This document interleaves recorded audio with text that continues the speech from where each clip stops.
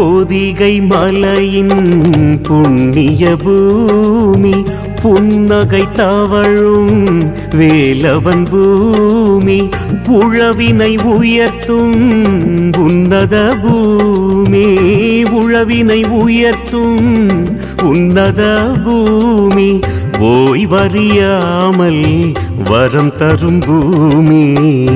மலைக்கு வாருங்க, துன்பம் எல்லாம் தீருங்க, சித்தரின் அருளை நாடுங்க, சிந்தை குளிர வாழுங்க.